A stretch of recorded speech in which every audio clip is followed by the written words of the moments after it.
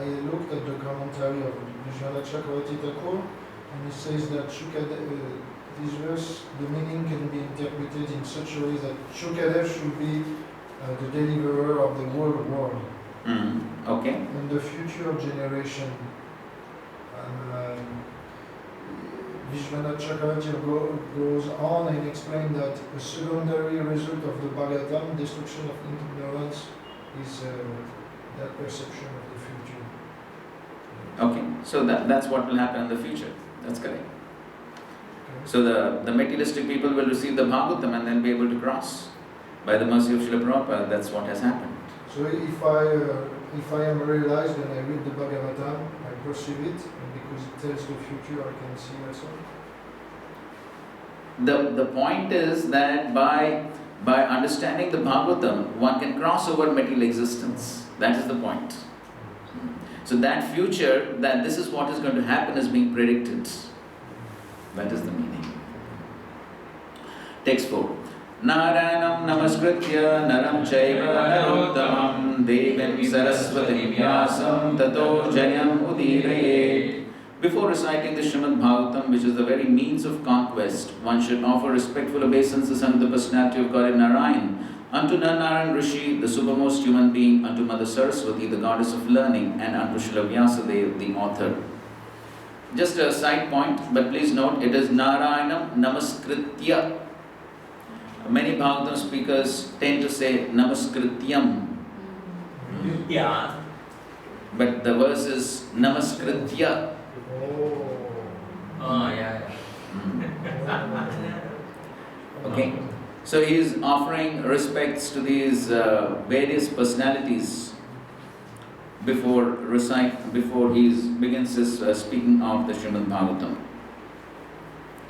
Okay.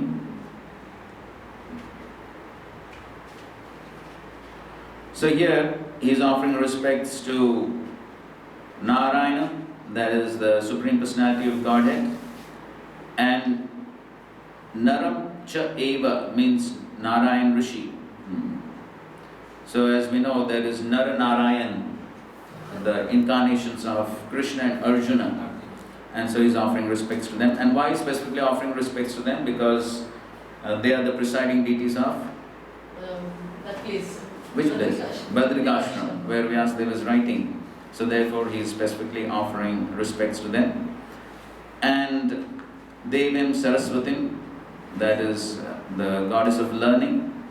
Of course, it is mentioned that this is not the material goddess of learning, but there is a spiritual counterpart. That's what some of the acharyas mention. He is offering respects to Vyasa, that is Vyasadeva. And by this, Jayam, Tato Jayam Udiraret. So he is announcing that by their mercy, one can conquer Jayam. Jayam means one can conquer material existence by their mercy and by reciting the Srimad Bhagavatam. So here again, towards the end of the purport, Prabhupada writes, Srila Sutta Goswami shows the way of chanting the Puranas. This may be followed by persons who aspire to be preachers of the Vedic literatures and the Puranas. Srimad Bhagavatam is the spotless Quran, and it is specially meant for them who desire to get out of the material entanglement permanently. Right, so therefore we also recite this prayer before speaking the Bhagavatam, because as Prabhupada is saying, this example can be followed. And the purpose is again to receive the blessings, to receive the mercy of all these great personalities by which one is actually able to speak. Okay, and the last verse of the section where Sutta Goswami is appreciating the questions which have been asked by the sages. Munaya sadhu prishtoham bhavadbhi lokamangalam yatkrata krishna samprashno yenatma suprasidati. O sages have been justly questioned by you. Your questions are worthy because they relate to Lord Krishna and so are of relevance to the world's welfare. Only questions of this sort are capable of completely satisfying the self. Okay, so Sutta Goswami is appreciating the questions of the sages. Why is appreciating? Because Bhavadbhi Loka Mangalam. Because these questions will will benefit the whole world. Of course, not the questions per se, but the answers to the questions will benefit the whole world. And why these questions will benefit the whole world? Because They relate to Lord Krishna. yes, Krishna Samprashno, because they are related to Lord Krishna, and therefore the subject matter of the answers will completely satisfy everyone. Yenatma suprasidati. Therefore, Srila Prabhupada writes the last line of the first paragraph, questions that pertain to Krishna are the sum and substance of all the Vedic inquiries. And then Srila Prabhupada explains how in this world everyone is asking questions and answers, right? From morning to night people are asking questions and answers. Even the birds and the bees, even when they get up, then they are also asking questions. Where is the food? Where is the shelter? That is what they are asking. Everyone is asking questions. But when will the questions satisfy the soul, satisfy the self? When they are related to Krishna. And therefore Srila Prabhupada is concluding the purport by saying, one should learn the Srimad Bhagavatam and make an all-round solution to all problems pertaining to social, political or religious matters. Srimad Bhagavatam and Krishna are the sum total of all things. Okay, so the Srimad Bhagavatam is an all-round solution for all problems, whether they are social, political, religious, whatever problems. The solution is Srimad Bhagavatam. How is that so? Because everything finally goes to Krishna. Mm. So if there is a problem, it is He who can actually solve it. Okay, so Krishna is going to come and solve all our No, problems. indirectly. I mean, not directly. But see, the problem is that we think that we are the enjoyers. Okay. So if we see that verse of peace formula. So when we know He is the Bhoktaram, then all the solutions will be we'll get the solutions. Okay, fine, good. Somebody would like to add to that? Yes, ma'am. Because this is the only unity in the diversity perspective. Okay, brings the unifying factor. Yeah, exactly. Okay, good. Yes, ma'am. Is it fair to say that all of our problems in life come from material life? And because the essence of the Bhagavatam is to take us out of the material life, Mm. so if the problems are coming from the material and we're being transported to the spiritual, then we wouldn't be affected by problems. Okay, fine. Okay, so main problems are because of material life. Okay, good. Huh? We don't have the person if learn Bhagavatam connected, don't have envious to each other. Okay. Okay, so by getting rid of envy, problems will be solved. Okay, good point. This is in fact mentioned later, right, in that Krishna Swadhamam Bhavati. Mm. When Krishna left, he left all the principle, everything that's there for us to read in the Srimad Bhagavatam. So that solves all the Okay, fine. So the basic cause of all problems is material existence, and the basic cause of material existence is forgetfulness of Krishna. That is the basic cause. And so therefore the root cause of all problems is basically forgetfulness of Krishna, and that's what Srimad Bhagavatam helps us come to the point of remembrance of Krishna. When Srila Prabhupada was in Chicago, even before Srila Prabhupada landed in Chicago on one of his visits, so Srila Prabhupada on the plane, he got one Reader's Digest magazine. And in that magazine there was an article, Crime, Why and How to Stop.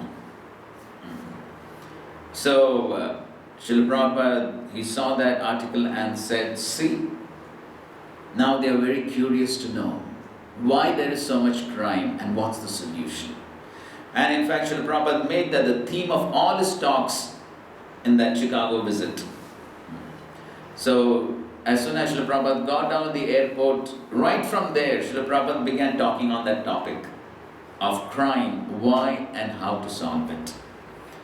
And he was saying, yes, now they're struggling with all these problems, but we have the solution. We have the solution. And so name it, name the problem, and yes, Krishna consciousness has the solution, because the root cause of all the problems is forgetfulness of Krishna. What's that? Hare Krishna. Okay, fine. So now we go to the next section from 6 to 11, which is especially talking about pure devotion to Krishna, the supreme dharma. And so these are some very important verses. So these verses are essentially answering the first two questions of the sages. What are the first two questions? What is the What is ultimate that? good for humanity? Okay, And the what is ultimate goal for what is the essence of the scripture? yes, what is the essence of all the scriptures? And so that's being answered especially in these verses 6 and 7. Okay, 6th verse. Savai pumsam paro dharmo yato bhaktir adokshje ahetuki apratihata yayatma suprasidati.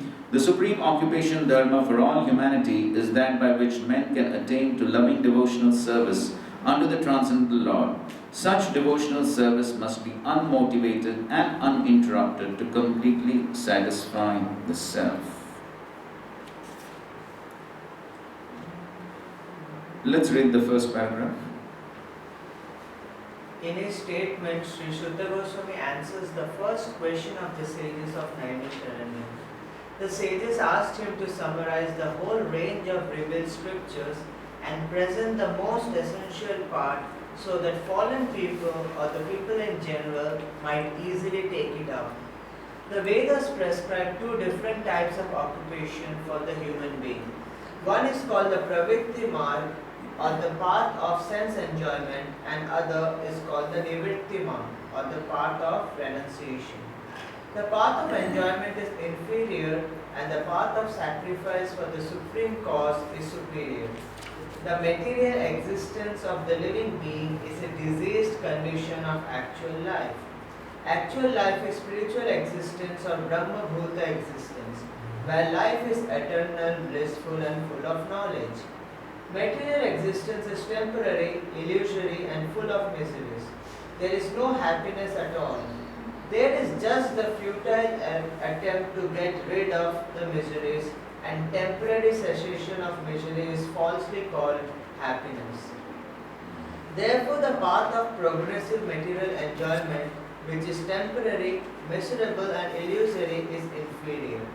But devotional service to the Supreme Lord, which leads one to the eternal, blissful and all-cognizant life, is called the superior quality of occupation. This is sometimes polluted when mixed with the inferior quality. For example, adoption of devotional service for material gain is certainly an obstruction to the progressive path of renunciation. Renunciation or abnegation for ultimate good is certainly a better occupation than enjoyment in the diseased condition of life. Such enjoyment only aggravates the symptoms of disease and increases its duration.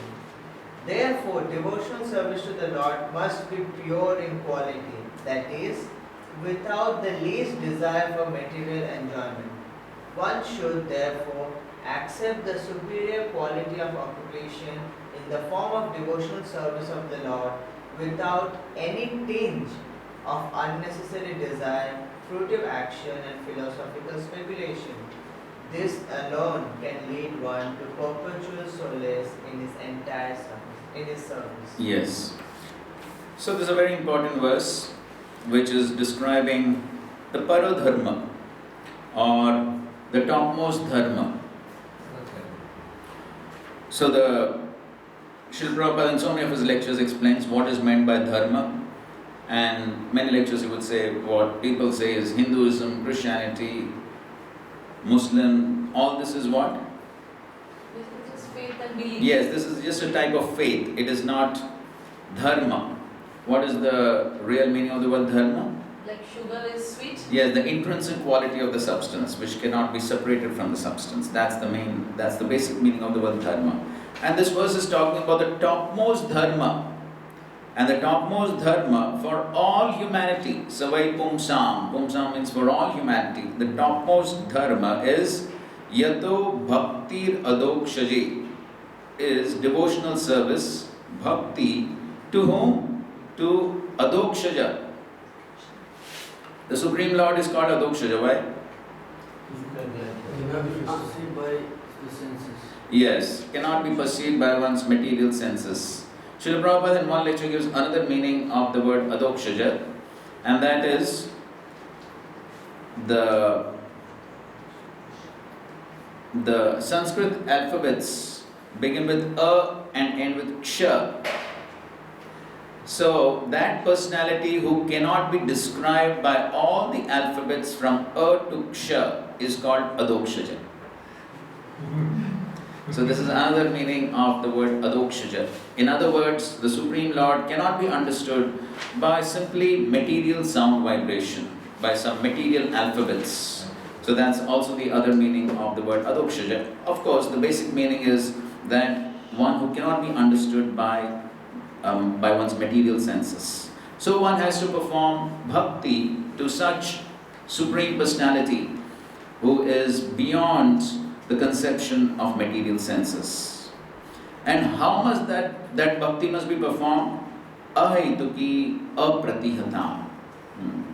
So ahaituki means without any material motives. So Srila Prabhupada therefore is talking about pravritti marg, nivritti marg. So pravritti marg means the path of sense enjoyment, nivritti marg means the path of renunciation of the material enjoyment.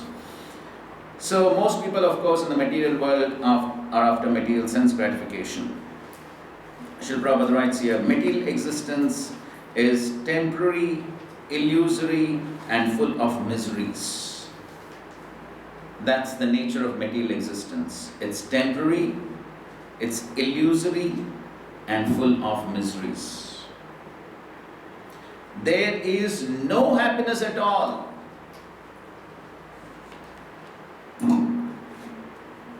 There is no happiness at all. How many of us are convinced of this point? There is no happiness at all. In the material world, absolutely no happiness.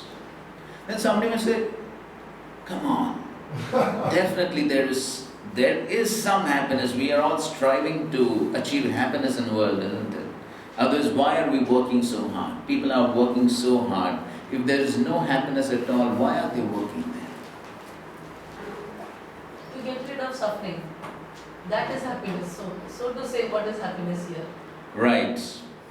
So actually, okay, let's ask another question. How can you say that there is no happiness at all, or how can you prove that actually there is suffering at every moment? How can you prove? If somebody says prove it, you say there's no happiness at all, prove it. Now, at this point of time, how will you prove that there is no happiness? Right?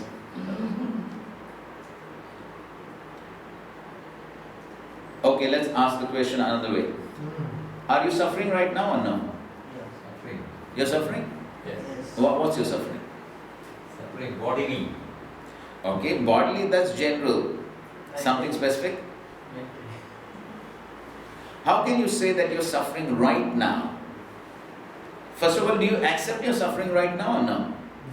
Theoretically accept. Yes. Oh, you only theoretically accept, then what's the use? Exactly. If you say you theoretically accept, then what's the use? That means it's still, you could say what? It's still a conception. If you say theoretically, then it's only a conception, then this statement does not hold true. If somebody says prove it, that means you must actually prove it, isn't it? You cannot say, oh, it's just a theory. Then everything is just a theory. Then why do anything about it? That's why you ask this question, to prove it. Yes, so prove it. Otherwise you say Prabhupada's statement is just theoretical. Prabhupada is saying there is no happiness at all. Is it just a theoretical statement or is it's not experiential? It's experiential, but not at our stage. Oh really? I mean, Oh really? No, If you say it's not experienced at our stage, then why are we trying to get rid of suffering then? gradually we'll realize. But I mean, we realize a small, but not complete realization. Ignorance of the. Think about it. Just think about it logically. We're not asking some very hi-fi technical questions. We're asking simple logic.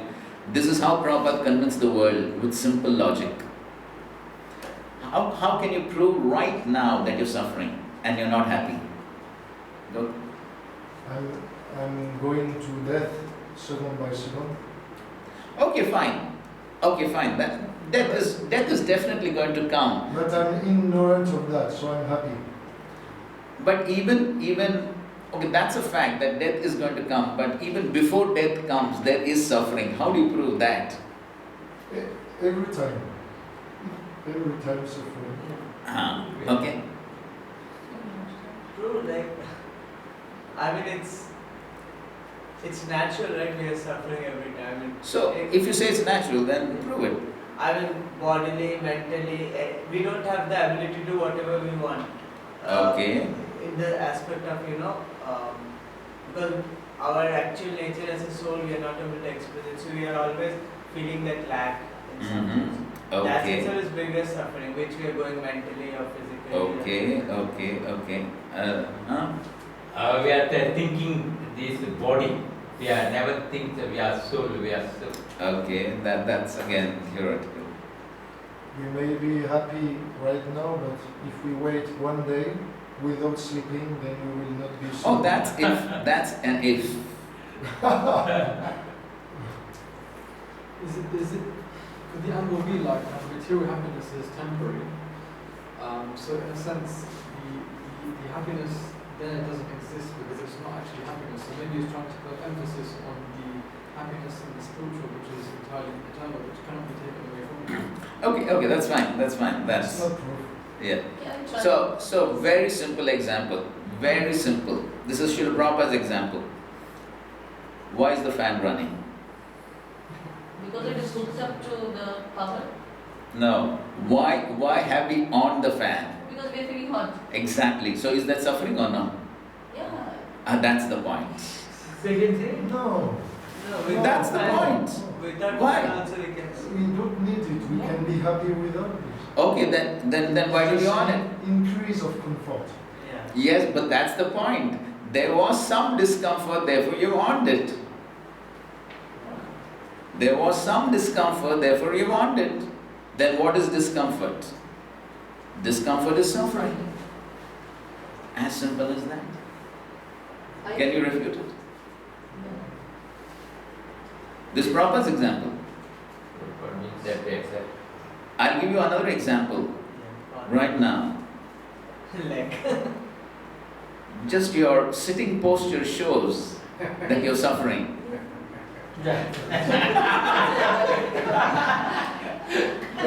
Like me also. This one is not suffering. You ask him. He's suffering. That's why he keeps moving sometimes like this.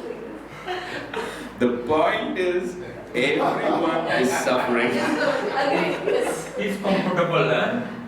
Yeah, now I'm comfortable. Yes, only after some time. The fact is that every moment there is some suffering. We have to be convinced of Srila Prabhupada's statement here. There is no happiness at all. And even if we think that there is happiness, it is illusory and temporary. If we are thinking that there is some happiness, then it is simply illusory and it's going to be temporary.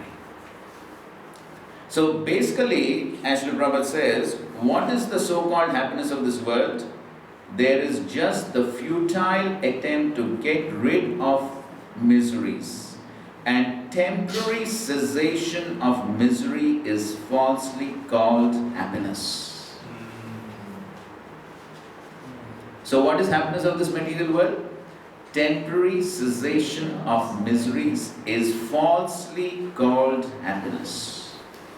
Actually, these statements which Srila Prabhupada has given, which apparently appear so simple, are the highest realizations of the Acharya.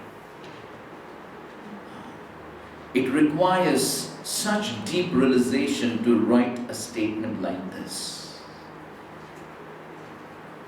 In fact, this is the specialty of what Srila Prabhupada has given us. The simple truths factually realized, and therefore they have so much of impact on the audience.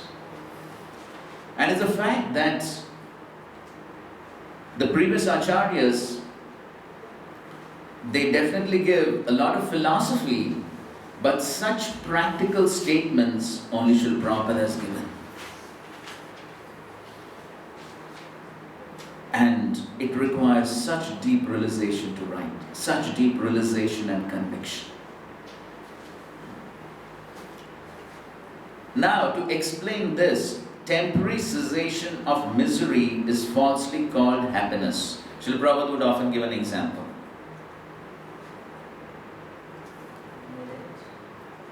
Running after the mirror. Mirage, okay, that's correct, but that is to show that the happiness is illusory. That example is to show that the happiness is illusory. One actually tries to get the happiness, but it's not there. But to prove this point, that temporary cessation of misery is falsely called happiness.